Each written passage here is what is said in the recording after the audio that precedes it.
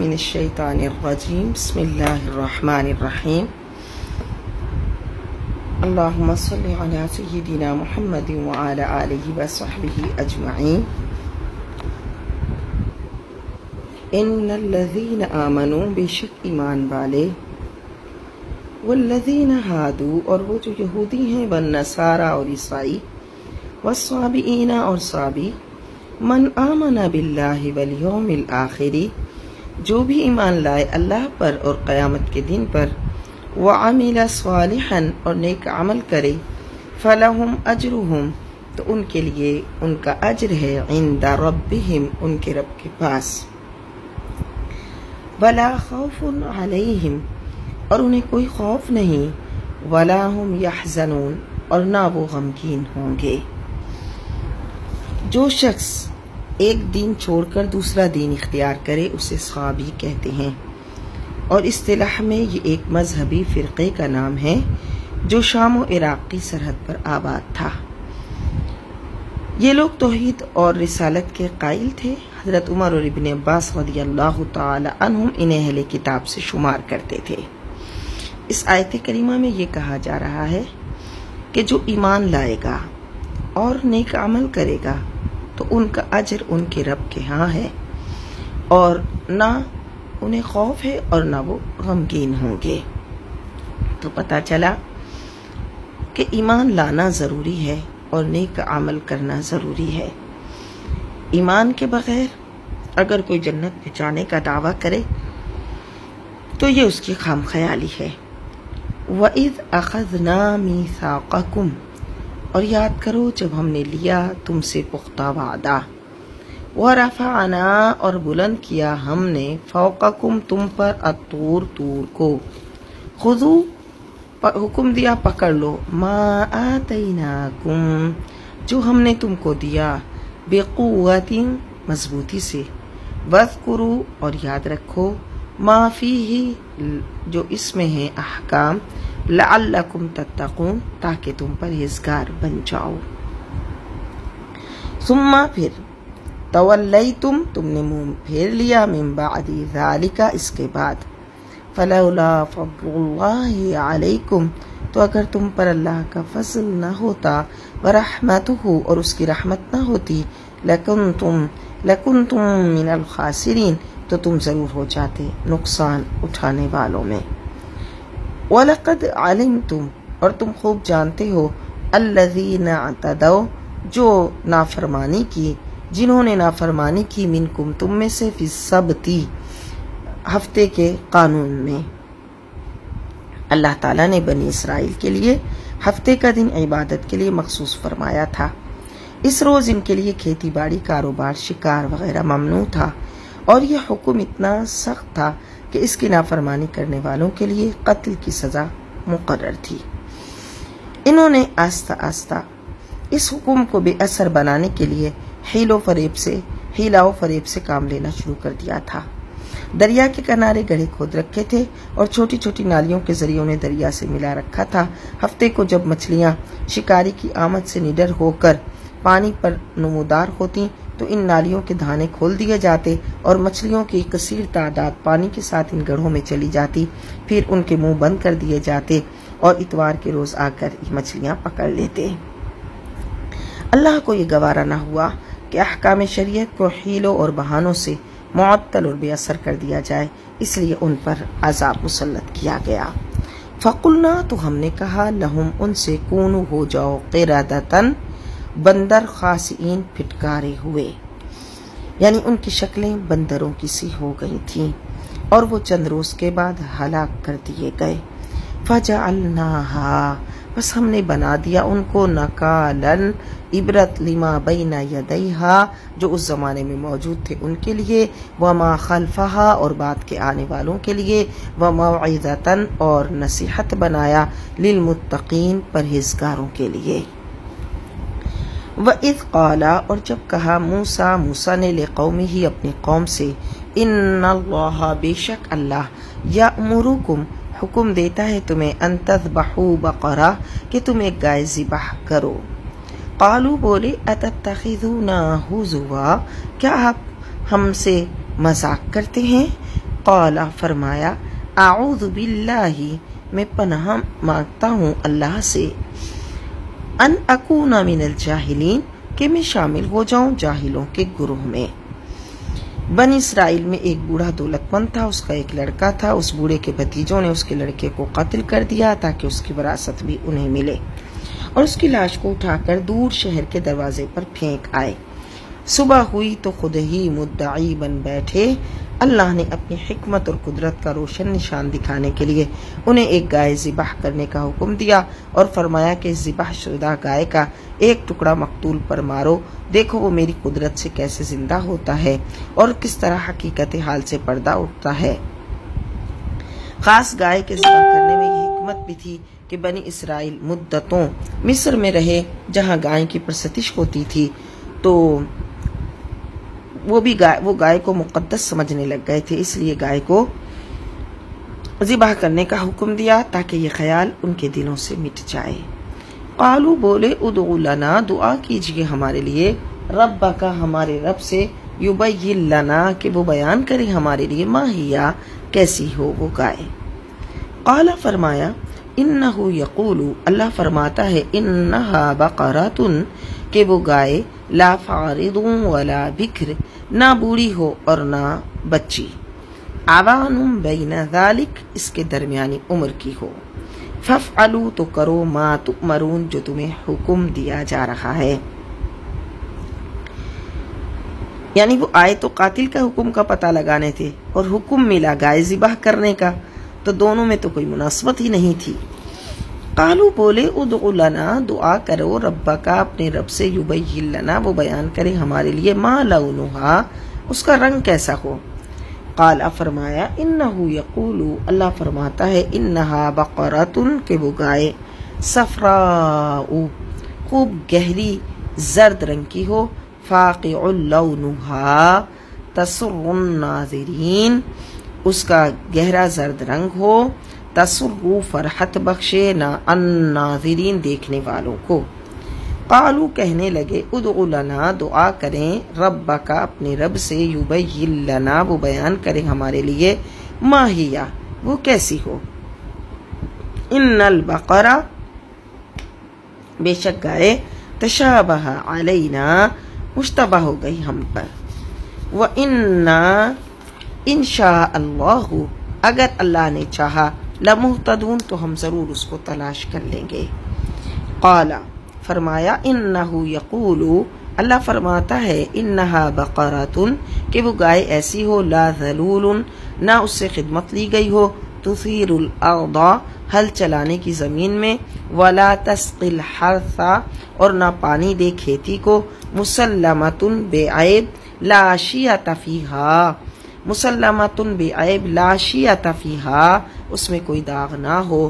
قالو بولے الآن اب آپ جئت بالحق لائے صحیح پتہ، فذبحوها پھر انہوں نے ذبح کیا، وما کادوا یفعلون اور وہ ذبح کرتے معلوم نہیں ہوتے تھے۔ مفسرین نے لکھا کہ بنی اسرائیل میں ایک نیک شخص تھا، اس کا ایک بچہ تھا، اس کے پاس ایک بچیا تھی۔ جب مرنے لگا تو اس نے دعا کی بار الہ اس ننھے بچے کے لیے یہ بچیا میں تیرے پاس امانت رکھتا ہوں اور اس بچے کو تیرے سپرد کرتا ہوں۔ پھر اس بچیا کو جنگل میں چھوڑ دیا۔ اللہ نے اپنے اس نیک بندے کی عرض کو قبول فرمایا، اللہ کی حفاظت میں وہ پلتی رہی، اور جب یہ بچہ جوان ہو گیا تو اس جنگل میں گیا جہاں وہ گائے چرا کرتی تھی۔ اپنے مالک کی آواز سنتے ہی وہ گائے کے پاس آ گئی۔ جب بنی اسرائیل نے اللہ کے بتائے ہوئے مخصوص خلیہ والی گائے کی تلاش شروع کی تو ان تمام صفات کی حامل وہی گائے ملی جو اس نیک بندے کے لڑکے کے پاس تھی۔ بنی اسرائیل نے اسے منہ مانگی قیمت ادا کی اور گائے خرید لی۔ اس قصے سے یہ بھی سبق ملتا ہے جو چیز اللہ کے حوالے کر دی جائے اسے کچھ نقصان نہیں پہنچتا، اور جس چیز کا تعلق اللہ کے بندوں سے ہو جاتا ہے، بندگان خدا سے ہوتا ہے، اس کی قدر و قیمت کا اندازہ کوئی نہیں لگا سکتا۔ وَإِذْ قَتَلْتُمْ نَفْسًا جب تم نے قتل کر ڈالا ایک جان کو، فَادَّارَأْتُمْ فِيهَا تو تم ایک دوسرے پر قتل کا الزام لگانے لگے. واللہ مخرج ما کنتم تکتمون، اور اللہ ظاہر کرنے والا تھا جو تم چھپا رہے تھے. فقلنا، تو ہم نے کہا، اضربوہ ببعضھا، گائے کے ایک ٹکڑے کو دوسرے پر مارو. کذالک، اسی طرح، یحیی اللہ، اللہ زندہ کرتا ہے، الموتى، مردوں کو، ویریکم، اور دکھاتا ہے تمہیں، آیاتہ، اپنی قدرت کی نشانیاں، لعلکم تعقلون، تاکہ تم سمجھ جاؤ. ثم، پھر، قست قلوبکم، سخت ہو گئے تمہارے دل، من بعد ذالک، اس کے بعد، فہیا، تو وہ کالحجارۃ، پتھر کی طرح سخت ہیں، او اشد قسوہ، یا اس سے بھی زیادہ سخت. کیوں؟ کیونکہ انسان جب سنور جاتا ہے تو فرشتوں کا قبلہ بن جاتا ہے، اور جب بگڑ جاتا ہے تو بے سمجھی اور سنگ دلی میں پتھروں کو بھی مات کر دیتا ہے، کیونکہ پتھر تو اللہ کے خوف سے لرزتے ہیں اور اپنے حال کے مطابق اس کی حمد و ثنا کرتے ہیں. اور یہ بندہ اپنے رب سے غافل نافرمانی کے میدان میں ہو کر ہوس کے گھوڑے دوڑاتا ہے. وَإِنَّ مِنْهَا، اور کئی ایسے بھی ہیں، لما یشقق، جو پھٹتے ہیں، فیخرج منہ الماء، تو ان سے پانی نکلنے لگتا ہے. وَإِنَّ مِنْهَا، اور کئی ایسے بھی ہیں، لما یہبط من خشیۃ اللہ، جو گر پڑتے ہیں خوف الہی سے. وما اللہ بغافل عما تعملون، اور اللہ بے خبر نہیں اس سے جو تم کرتے ہو. افتطمعون، کیا تم یہ امید رکھتے ہو، ان یؤمنوا لکم، کہ یہ یہودی ایمان لائیں گے تمہارے کہنے پر. وقد کان فریق منہم، اور ان میں سے ایک گروہ، یسمعون کلام اللہ، جو اللہ کا کلام سنتا ہے، ثم، پھر، یحرفونہ، پھر اسے بدل دیتے تھے، من بعد ما عقلوہ، سمجھ لینے کے بعد، وہم یعلمون، جان بوجھ کر. کیا بدل دیتے تھے؟ کہ آپ علیہ الصلاۃ والتسلیم اللہ کے سچے رسول ہیں، ان کی صفات کے ذکر اور کمالات کے بیان سے ان کی کتابیں بھری ہوئی ہیں. ان کے نبی ان کے سینوں میں حضور اقدس علیہ الصلاۃ والسلام کی محبت اور اوصاف اتار کر گئے ہیں، لیکن اب یہ جان بوجھ کر عناد میں انکار کر رہے ہیں. وَإِذَا، اور جب، لَقُوا الَّذِينَ آمَنُوا، ایمان والوں سے ملتے ہیں، قالوا، کہتے ہیں، آمنا، ہم بھی ایمان لائے. وَإِذَا خَلَا بَعْضُهُمْ إِلَى بَعْضٍ، اور جب تنہا ملتے ہیں ایک دوسرے سے، قالوا، کہتے ہیں، أَتُحَدِّثُونَهُمْ، کیا تم بیان کرتے ہو ان سے، بما فتح اللہ، جو اللہ نے کھولا، علیکم، تم پر، لیحاجوکم بہ، یوں کہ وہ دلیل قائم کریں گے، عند ربکم، تمہارے رب کے سامنے تم پر. افلا تعقلون، کیا تم اتنا نہیں سمجھتے؟ یعنی منافق یہودی جب مسلمانوں سے ملتے ہیں تو بطور خوش آمد کہتے ہیں، ہم تو سچے دل سے اس رسول پر ایمان لائے، کیونکہ جو نبی برحق کی نشانیاں ہماری کتاب میں ہیں وہ سب حضور میں پائی جاتی ہیں. اب ان کی باتوں پر دوسرے یہودی ان کو ملامت کرتے ہیں کہ تم مسلمانوں کو ایسی باتیں بتا کر اپنے راز ان پر ظاہر کر رہے ہو، تمہارے ان اقوال سے تو وہ تمہارے مذہب کی تردید کریں گے، اور ان کی وہ آیات کا جن کا تم ان سے ذکر کرتے ہو، وہ انہی آیات سے تم پر حجت قائم کریں گے. اولا یعلمون، کیا وہ نہیں جانتے، ان اللہ، یہ کہ اللہ یعلم، جانتا ہے، ما یسرون، جو وہ چھپاتے ہیں، وما یعلنون، اور جو وہ ظاہر کرتے ہیں. ومنہم امیون، اور ان میں کچھ ان پڑھ ہیں، لا یعلمون الکتاب، جو نہیں جانتے کتاب کو، الا امانیہ، مگر اپنی جھوٹی امیدوں سے، وانہم الا یظنون، اور وہ محض وہم و گمان ہی کرتے رہتے ہیں. فویل، تو بس خرابی ہے، ہلاکت ہو، للذین، ان کے لیے، یکتبون الکتاب، جو لکھتے ہیں کتاب کو، بأیدیہم، اپنے ہاتھوں سے خود، ثم، پھر، یقولون، کہتے ہیں، ھذا من عند اللہ، یہ نوشتہ تو اللہ کی طرف سے ہے، لیشتروا بہ ثمنا قلیلا، تاکہ اس کے عوض تھوڑے سے دام لیں.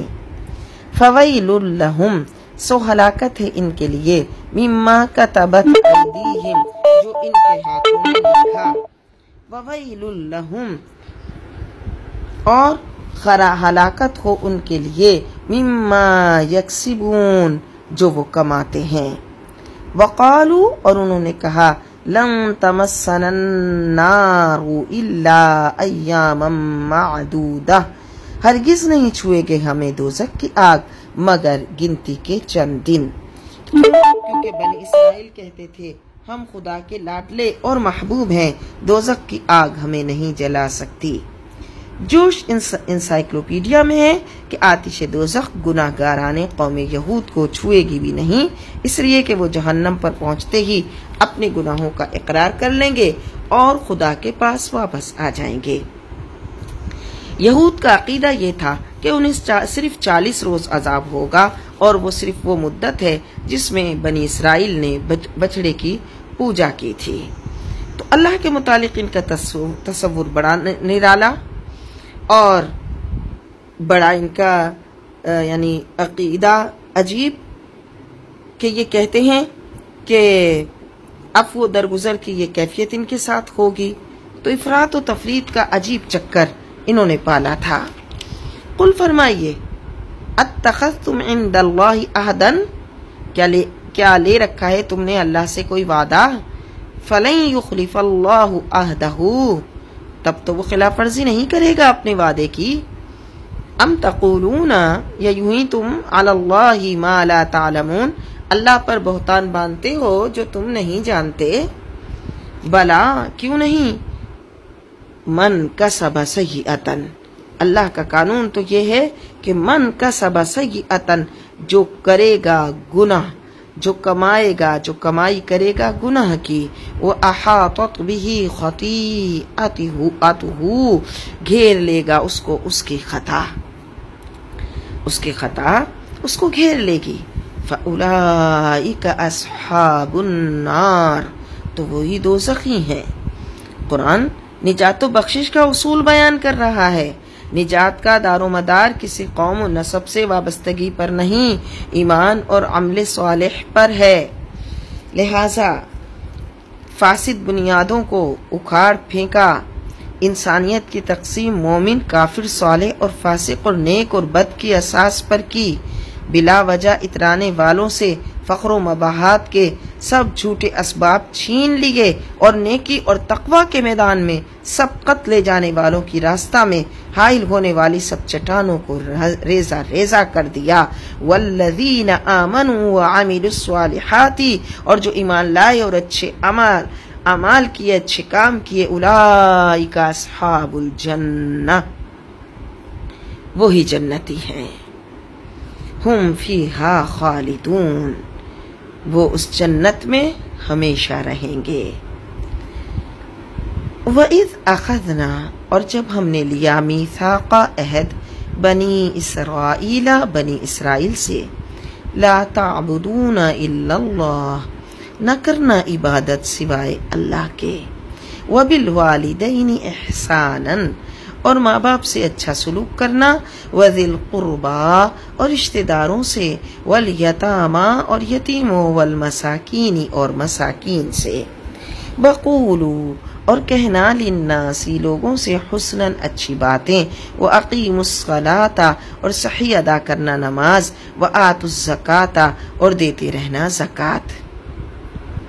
ثم پھر تولیتم تم نے منہ پھیر لیا، الا قلیلا منکم مگر تم میں سے چند، وانتم معرضون اور تم روگردانی کرنے والے ہو۔ انبیاء بنی اسرائیل نے اپنی قوم سے جن عقائد پر ایمان لانے، معاملات اور عبادات کے جن احکاموں پر عمل کرنے اور اخلاق کے جن اصولوں کو اپنانے کا پختہ وعدہ لیا تھا، اللہ نے اس کی یاد دہانی کروائی، اور ساتھ ہی ساتھ ہر بار وہ جو وعدہ توڑ دیتے ہیں، وعدہ شکنی کرتے ہیں، اس کا بیان بھی فرما دیا اور بتایا کہ آئندہ ایسی غلطی نہ کرنا اور احکام الہی کی تعمیل کرنا کہ تم میں سے چند ہی اس پر ثابت قدم رہتے ہیں اور اللہ کے اس احکام کو تم توڑ دیتے ہو، روگردانی کرتے ہو۔ وَإِذْ أَخَذْنَا اور جب ہم نے لیا میثاقکم تم سے پختہ وعدہ لا تسفکون دماءکم تم اپنوں کا خون نہیں بہاؤ گے ولا تخرجون انفسکم اور نہیں نکالو گے اپنوں کو من دیارکم اپنے وطن سے ثم پھر اقررتم تم نے اقرار بھی کیا وانتم تشہدون اور تم خود اس کے گواہ ہو ثم پھر انتم تم وہی ہونا ہؤلائی تقتلون انفسکم کہ اب قتل کر رہے ہو اپنوں کو وتخرجون فریقا منکم من دیارہم اور نکال باہر کرتے ہو ایک گروہ کو ان کے وطن سے تظاہرون علیہم بالاثم والعدوان اور مدد دیتے ہو ان کے خلاف دشمنوں کو گناہ اور ظلم سے۔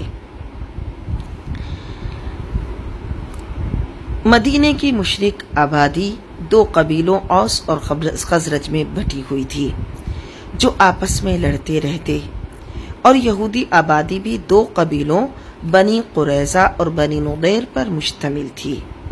جب اوس اور خزرج آپس میں لڑتے تو بنی قریظہ اوس کے حلیف یعنی ساتھی بن جاتے اور بنی نضیر خزرج کے۔ اس طرح یہ یہودی ان کے ساتھ مل کر ایک دوسرے کے مخالف ہو جاتے اور ایک دوسرے کا گلا کاٹتے۔ جب جنگ ختم ہو جاتی اور مغلوب فریق کے اسیران یعنی قیدی جو جنگ میں قید ہوتے ہیں فدیہ ادا کر کے آزاد کرنے کا ان کا مرحلہ پیش ہوتا تو اس وقت یہ یہود توریت کا مطالعہ کرتے اور اس کی آیات سے فدیہ دینے اور فدیہ لینے کے جواز پر استدلال کرتے۔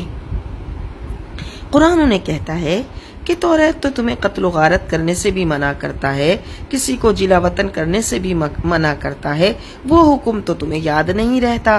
جب روپے کے لین دین کا معاملہ ہوتا ہے تو تمہیں توریت پر عمل کرنے کا شوق پیدا ہوتا ہے، تو بھلا یہ کوئی ایمان ہے کہ کتاب کے بعض حصے جو تمہاری طبیعت کے مطابق ہیں ان پر تو عمل کرتے ہو، اور کتاب کے وہ حصے جن پر عمل کرنا تمہارے نفس کو مشکل معلوم ہوتا ہے یا جن پر عمل کرنے سے کوئی مادی نقصان ہوتا ہے تو وہاں تم اسے چھوڑ دیتے ہو۔ کیا اس میں ہم قرآن پر ایمان رکھنے والوں کے لیے درس عبرت نہیں کہ آج ہمارا بھی یہی حال نہیں؟ کیا مسلمان بھی یہ نہیں کرتا کہ جہاں نفس کی خواہشیں آتی ہیں وہاں تو وہ نفس کی خواہش کو مقدم کر کے قرآن کی تعلیمات کو پس پشت کر دیتا ہے، اور جب اس کی اپنی طبیعت کا معاملہ قرآن کے کسی حکم سے ملے تو وہاں پر وہ پھر عمل کرتا ہے؟ کیا آج یہی حال مسلمانوں کا نہیں ہے؟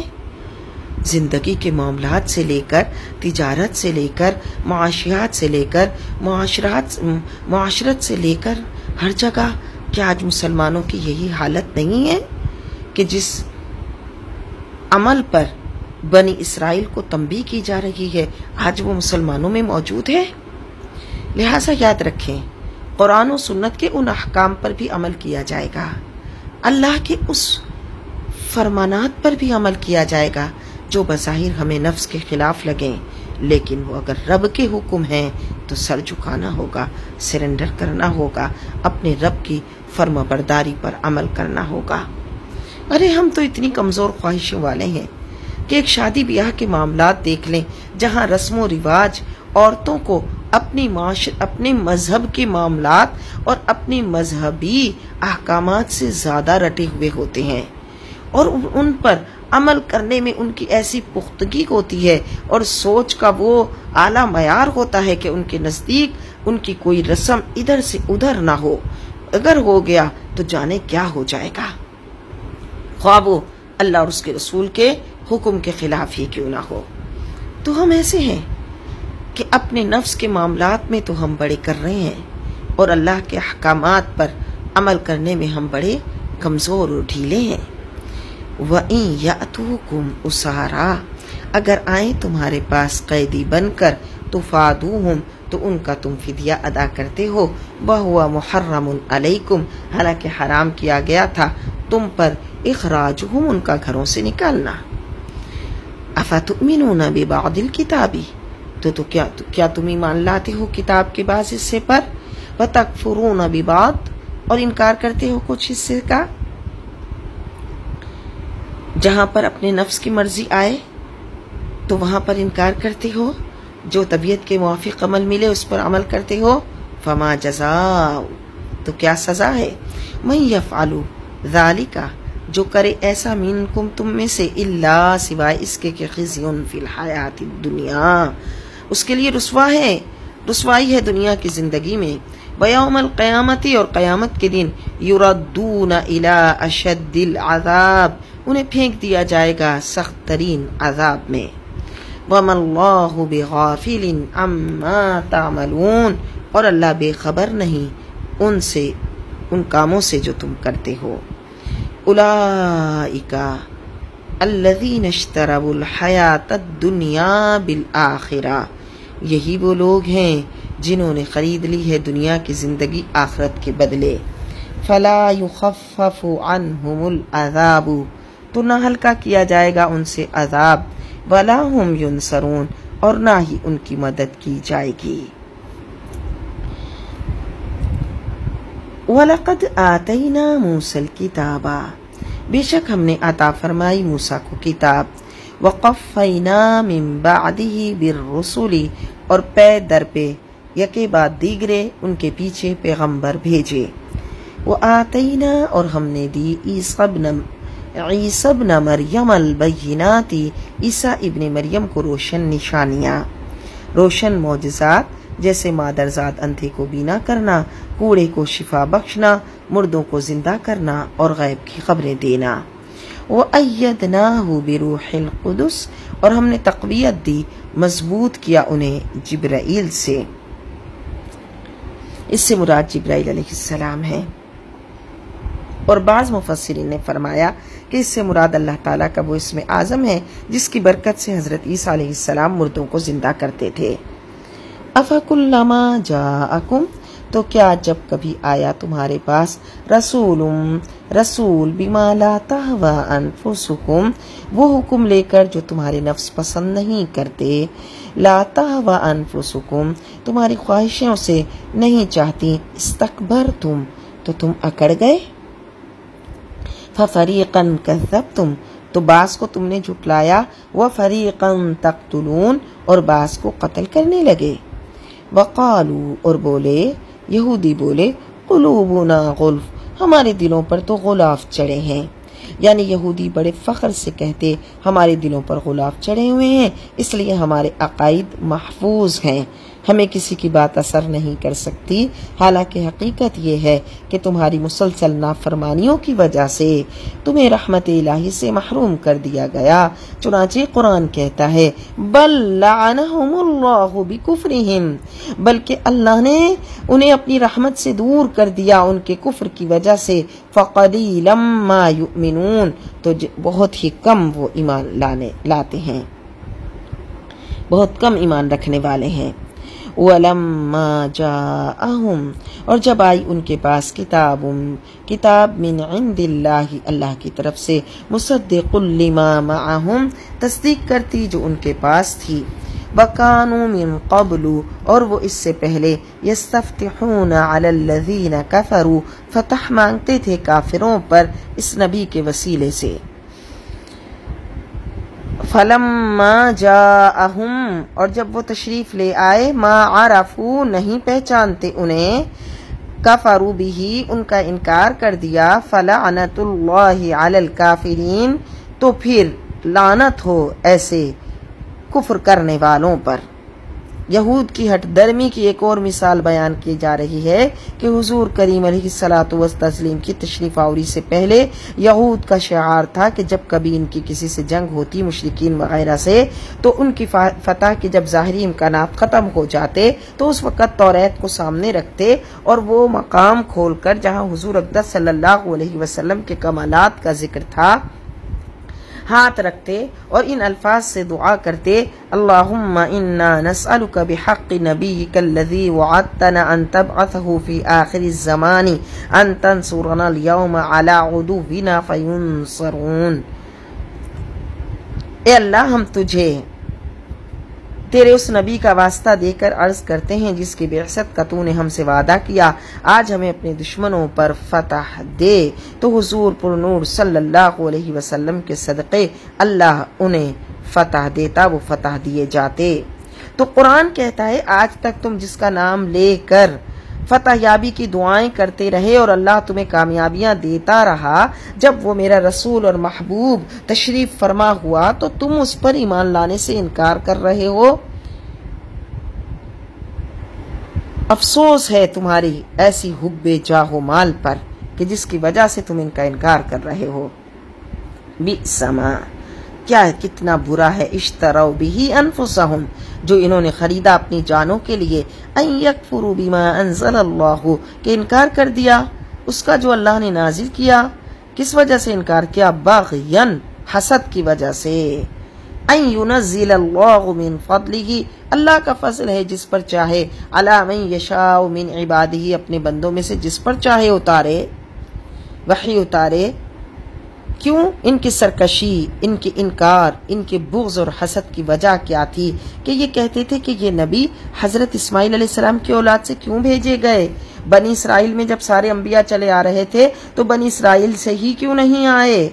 یہ تو اللہ کی مرضی ہے، جسے چاہے اپنا فضل عطا فرمائے۔ فباؤ، پس بغضب علی غضب، لوٹے، حقدار ہوئے اللہ کے غضب پر غضب کے، وللکافرین عذاب مہین، اور کافروں کے لیے ذلیل و رسوا کرنے والا عذاب ہے۔ وَإِذَا قِيلَ لَهُمْ آمِنُوا بِمَا أَنزَلَ اللَّهُ، اور جب کہا جاتا ہے ان سے کہ ایمان لاؤ اس پر جسے اللہ نے اتارا، قالوا، کہتے ہیں، نؤمن بما انزل علینا، ہم تو صرف اس پر ایمان لائیں گے جو ہم پر اترا، ویکفرون بما وراءہ، اور کفر کرتے ہیں اس کے علاوہ دوسری کتابوں کی، وہو الحق مصدقا لما معہم، حالانکہ وہ بھی حق ہے، تصدیق کرتا ہے اس کتاب کی جو ان کے پاس ہے۔ جب انہیں قرآن پر ایمان لانے کی دعوت دی جاتی ہے، کہتے ہیں ہم تو صرف اس پر ایمان لائیں گے جو ہمارے انبیاء پر اتری، اور یہی وجہ ہے کہ آج یہود اور عیسائی اس طرح بغض کرتے ہیں اور ہمارے نبی کریم علیہ الصلاۃ والتسلیم کا نہ صرف یہ کہ انکار کرتے ہیں بلکہ آپ علیہ الصلاۃ والسلام کی شان میں گستاخیاں کر کر مختلف آپ کی یعنی بارگاہ اقدس علیہ الصلاۃ والسلام میں گستاخی کے مرتکب ہو کر مختلف اعمال کرتے رہتے ہیں، بری حرکتیں کرتے رہتے ہیں۔ تو انہیں کہا جا رہا ہے کہ یہ تو حق ہے، یہ تصدیق کرتا ہے اس کی جو تمہارے پاس کتاب ہے۔ قل، فرمائیے، فَلِمَ تَقْتُلُونَ أَنبِيَاءَ اللَّهِ، اچھا چلو جو تمہارے پاس ہے، پھر تم نے اس لانے والے، اس حق کو لانے والے انبیاء کو کیوں قتل کیا؟ من قبل، اس سے پہلے، ان کنتم مؤمنین، اگر تم اپنی ہی کتاب پر ایمان رکھتے ہو تو اپنے انبیاء پر نازل شدہ وحی پر بھی تم تو ایمان نہیں لاتے، تم نے تو اپنے انبیاء کو بھی شہید کرنے کی جرأت کی۔ وَلَقَدْ جَاءَكُمْ مُوسَىٰ، بے شک آئے موسیٰ تمہارے پاس، بِالْبَيِّنَاتِ، روشن دلیلیں لے کر، ثُمَّ، پھر، اتَّخَذْتُمُ الْعِجْلَ مِن بَعْدِهِ، تم نے بچڑے کو اپنا معبود بنا لیا اس کے بعد، وَأَنْتُمْ ظَالِمُونَ، اور تم تو جفا ہی کرتے ہو۔ ان کی نافرمانیوں کی طویل فہرست کو بیان کیا جا رہا ہے۔ وَإِذْ أَخَذْنَا، اور یاد کرو جب ہم نے لیا، میثاقکم، تم سے پختہ وعدہ، ورفعنا، اور ہم نے بلند کیا، فوقکم، تم پر، الطور، طور کو، خذوا، پکڑو، ما آتیناکم، جو ہم نے تم کو دیا، بقوت، مضبوطی سے، واسمعوا، اور خوب غور سے سنو، قالوا، بولے، سمعنا، ہم نے سن لیا، وعصینا، اور دل میں نہیں مانا۔ کیوں؟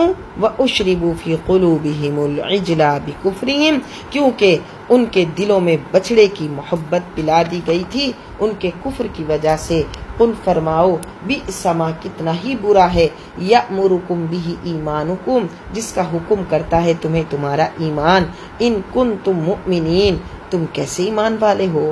اگر تم ایمان والے ہو تو وہ تمہارا ایمان کیسی تمہیں بات کا حکم دیتا ہے؟ ایمان کا دعویٰ تو یہ ہے، تمہارا ایمان کا دعویٰ ہی عجیب ہے کہ تمہارا ایمان تمہیں برائیوں پر اکساتا ہے اور نیکیوں سے باز رکھتا ہے۔ اب بھی یہ اپنی کتاب پر ایمان والے بنتے ہیں، اپنے نبی پر ایمان والے بنتے ہیں، تو اگر اتنے ہی اپنے نبی پر ایمان والے ہیں تو اپنے نبی کی اس بات پر کیوں نہیں ایمان لاتے؟ کہ ان کے نبی نے ان کو بتایا کہ جب یہ نبی آخر الزماں آئیں تو ان پر ایمان لانا، پھر اس نبی آخر الزماں پر ایمان کیوں نہیں لاتے؟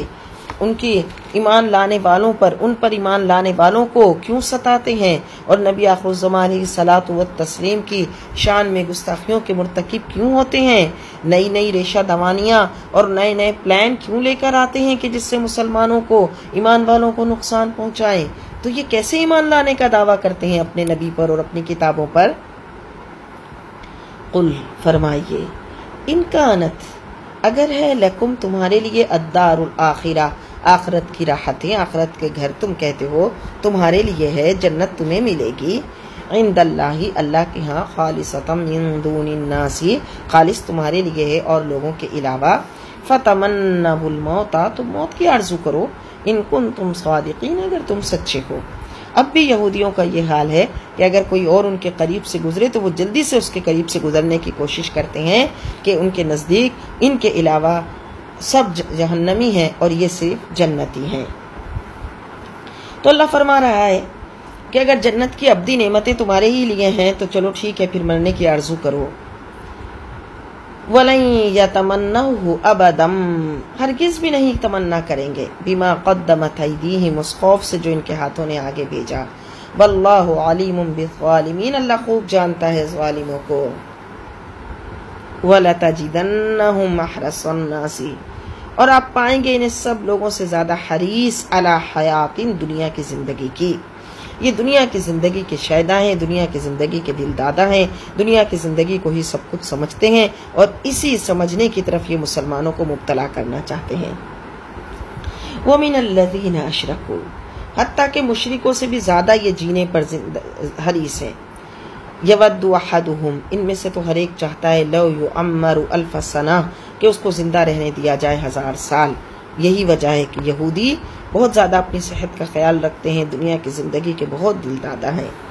وما هو بمزحزحه من العذاب ان يعمر اور نہیں بچا سکتا ان کو عذاب اتنی مدت کا جیتے رہنا یا اتنی عمر کا دیا جانا۔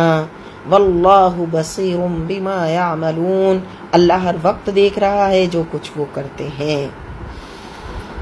قل فرمائیے، من کان عدوا لجبریل جو ہو دشمن جبریل کا، فإنہ نزلہ علی قلبک تو اس نے اتارا قرآن آپ کے دل پر، بإذن اللہ اللہ کے حکم سے، مصدقا لما بین یدیہ یہ تصدیق کرنے والا ہے ان کتابوں کی جو اس سے پہلے اتری، وہدن اور سراپا ہدایت ہے، وبشریٰ اور خوشخبری ہے، للمؤمنین ایمان والوں کے لیے۔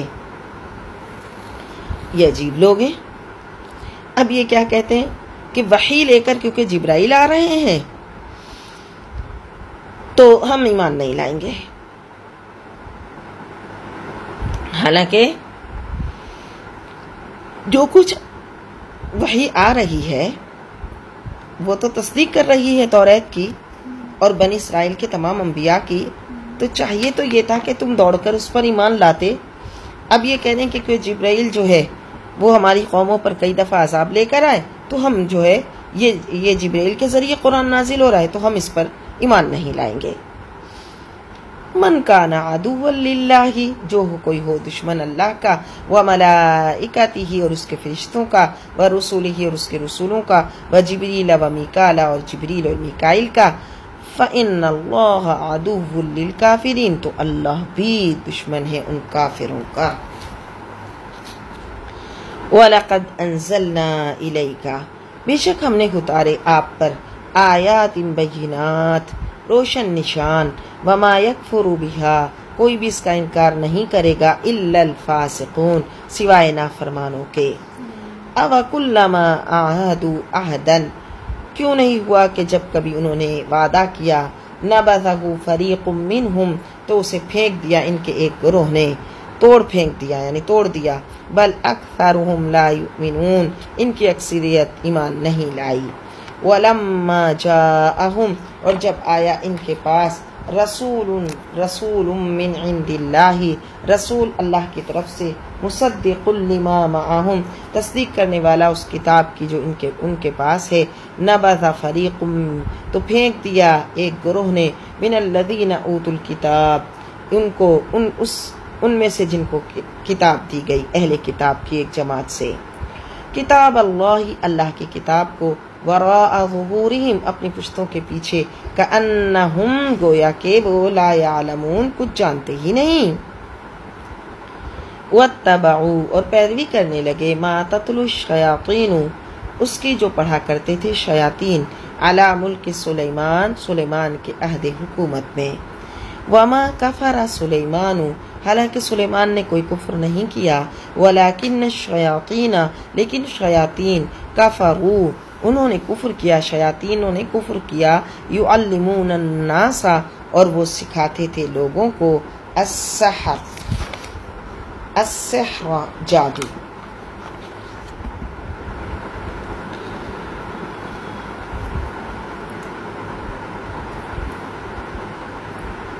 یہود کی تاریخ کا ایک تاریخ حصہ یہاں پیش کیا جا رہا ہے۔ قومیں اپنے عروج کے زمانے میں ہمت، محنت سے ہی اپنا بلند مقام حاصل کرتے ہیں، لیکن یہود نے جادو اور منتر کا سہارا لیا۔ تو اس آیت میں ان کی اس بہرہ روی کا ذکر ہو رہا ہے کہ یہود پیروی کرنے لگے سحر کی، جادو کی، جس کا تعلق شیطان سے تھا، لیکن یہ نسبت کرتے تھے کہ یہ اس کا تعلق حضرت سلیمان سے ہے، تو کہا جا رہا نہیں، سلیمان نے تو ایسا نہیں کیا۔ سحر، اس کا اصل معنی ہے کسی چیز کی حقیقت کو بدل دینا۔ ساحر جھوٹ کو سچ کر کے دکھاتا ہے اور وہ چیز اپنی حقیقت کے خلاف نظر آنے لگتی ہے۔ ایسے الفاظ اور اعمال کے جاننے اور کرنے کو سحر یعنی جادو کہا جاتا ہے، جس سے انسان شیاطین کا تقرب حاصل کر لیتا ہے اور وہ شیاطین اس کے فرما بردار بن جاتے ہیں۔ حضرت امام اعظم ابو حنیفہ رحمۃ اللہ علیہ کے نزدیک ساحر یعنی جادو کرنے والے کی سزا یہ ہے کہ اسے قتل کر دیا جائے اور اس کی توبہ قبول نہ کی جائے۔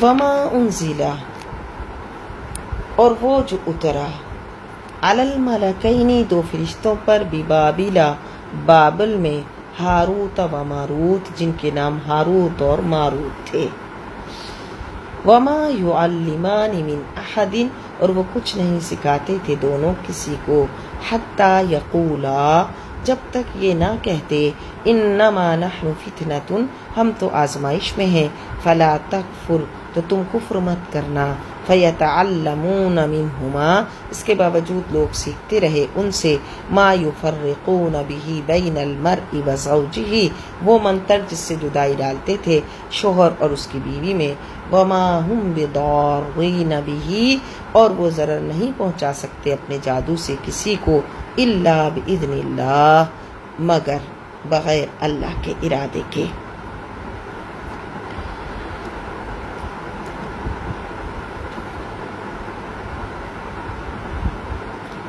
ہاروت و ماروت فرشتے ہیں،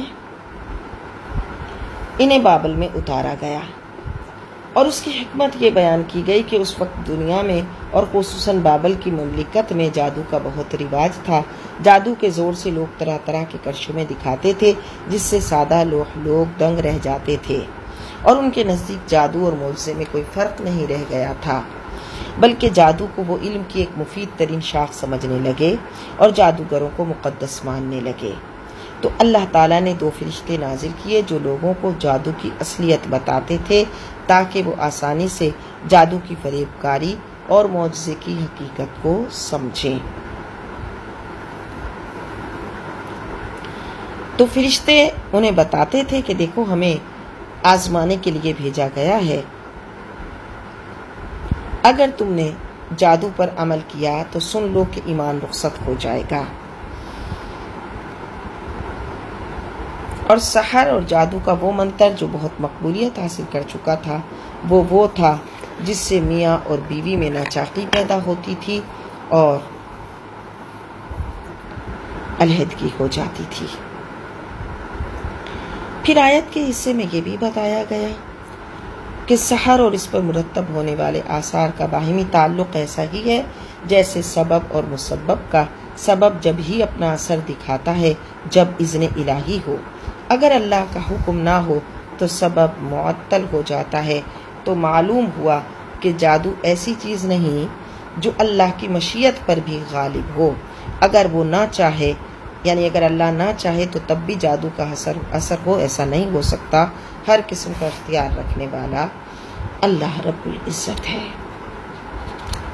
وَيَتَعَلَّمُونَ اور وہ سیکھتے ہیں ما يَضُرُّهُمْ جو ضرر رساں ہے ان کے لیے، وَلَا يَنفَعُهُمْ اور نہیں نفع پہنچا سکتی انہیں۔ وَلَقَدْ عَلِمُوا اچھی طرح جانتے ہیں، لَمَنِ اشْتَرَاهُ جس کا انہوں نے سودا کیا، مَا لَهُ فِي الْآخِرَةِ مِنْ خَلَاقٍ کہ ان کے لیے آخرت میں رحمت الہی کا کوئی حصہ نہیں۔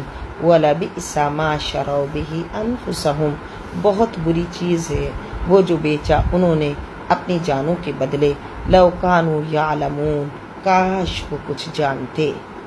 وَلَوْ أَنَّهُمْ آمَنُوا اور اگر وہ ایمان لاتے، وَاتَّقَوْا اور پرہیزگار بنتے، لَمَثُوبَةً مِّنْ عِندِ اللَّهِ خَيْرٌ تو اس کا ثواب اللہ کے ہاں بہت اچھا ہوتا۔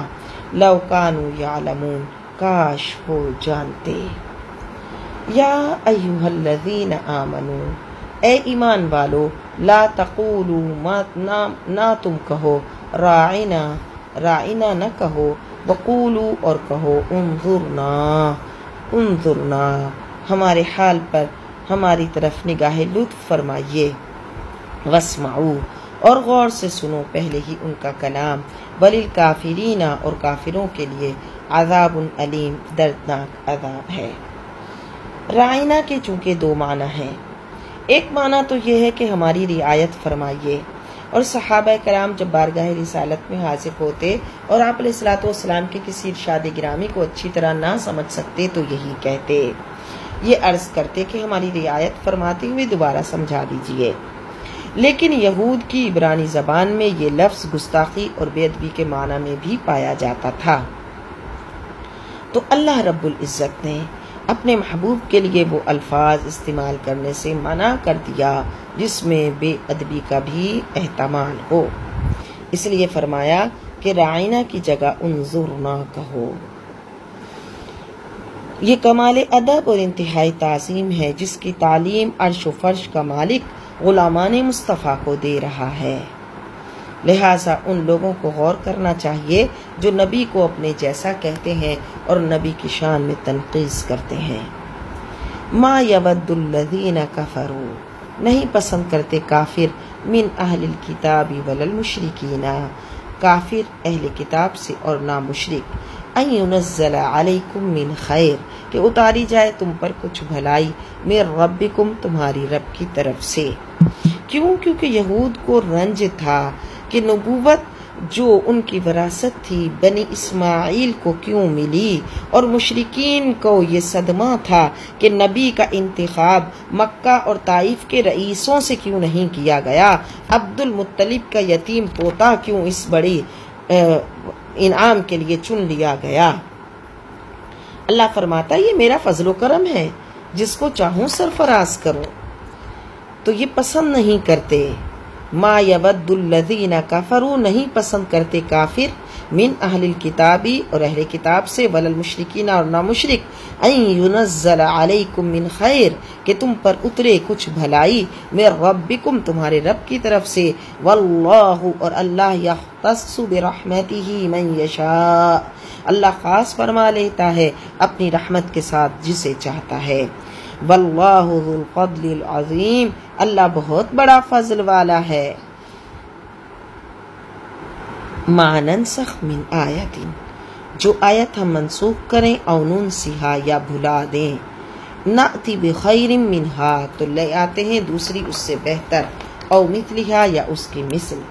الم تعلم کیا تمہیں علم نہیں، ان اللہ علی کل شیء قدیر کہ اللہ سب کچھ کرتا ہے۔ یہود سادہ لوگ مسلمانوں کے ایمان کو متزلزل کرنے کے لیے شبہات لاتے تھے، شبہ پیدا کرنے کی کوشش کرتے تھے، جیسا سیم اس وقت ہمارے زمانے میں ہے۔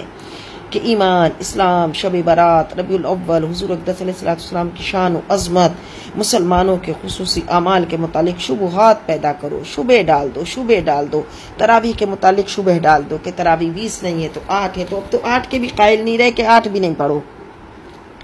ہر نیک عمل کے متعلق شبہ ڈال دو۔ شیطان ہر نیک عمل، ہر نیک رات جب آتی ہے، عبادتیں کرنے کی رات، اللہ کو راضی کرنے کی رات، توبہ کرنے کی رات، اللہ کی بارگاہ میں جھکنے والی راتیں آتی ہیں، یا ایسے مبارک دن آتے ہیں، تو سوشل میڈیا کے ذریعے شیطانوں کی ٹولیاں لگ جاتی ہیں شبہات پیدا کرنے۔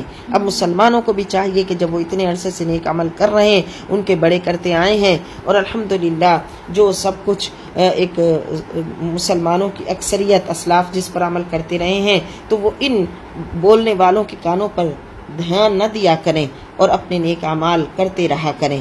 نیک اعمال میں وہ بھی فوراً ان کی باتوں میں آ جاتے ہیں۔ تو اس لیے یہود اس وقت بھی یہی کرتے تھے کہ مسلمانوں کے دل میں شبہ ڈالنے کی کوشش کرتے تھے۔ وہ کہتے تھے قرآن ایک حکم دیتا ہے، پھر دوسرا حکم دیتا ہے، آیتیں اترتی ہیں پھر منسوخ ہو جاتی ہیں۔ تو ان کو بتایا گیا کہ اللہ تعالیٰ نے جو حکم پہلے نازل فرمایا تھا وہ ہمیشہ کے لیے نہیں تھا، بلکہ ایک خاص وقت کے لیے تھا۔ جب اس کا وقت ختم ہو گیا تو دوسرا حکم نافذ ہو گیا۔ پہلے حکم کی مقررہ میعاد کے ختم ہونے کا اعلان کر دیا گیا، اور یہ حکمت ہے، حکمت کے تحت ایسا کیا گیا۔ اور واقعی یہ حکمت ہے کہ اگر ایک ہی حکم پر عمل کرنا ضروری ٹھہرتا تو بعض حالات پھر ایسے ہو جاتے ہیں جن میں وہ عمل کرنا نہیں ہوتا۔ لہٰذا چونکہ اس زمانے میں تو قرآن نازل ہو رہا تھا، تو نزول قرآن کے زمانے میں عین حکمت کے مطابق تھا کہ جیسا وقت اور حالات کے مطابق ہوتا تو وہی حکم نازل ہوتا، اور اگر پہلے اس کے علاوہ کوئی حکم نازل ہوا تو وہ منسوخ ہو جائے۔ علم تعلم، کیا تم نہیں جانتے ان اللہ کہ اللہ ہی کے لیے ہے، لہو ملک السماوات والارض، اللہ ہی کے لیے ہے بادشاہی آسمانوں اور زمین کی، وما لکم من دون اللہ، اور نہیں ہے تمہارا اللہ کے سوا، من ولی ولا نصیر، کوئی یار و مددگار۔ ام تریدونا، کیا تم یہ چاہتے ہو، ان تسألوا رسولکم، کہ پوچھو اپنے رسول سے، کما سئل موسیٰ من قبل، جیسے پوچھے گئے تھے موسیٰ اس سے پہلے، ومن یتبدل الکفر بالایمان، اور جو بدل دیتا ہے کفر کو ایمان سے، فقد ضل سواء السبیل، تو وہ تو بھٹک گیا سیدھے راستے سے۔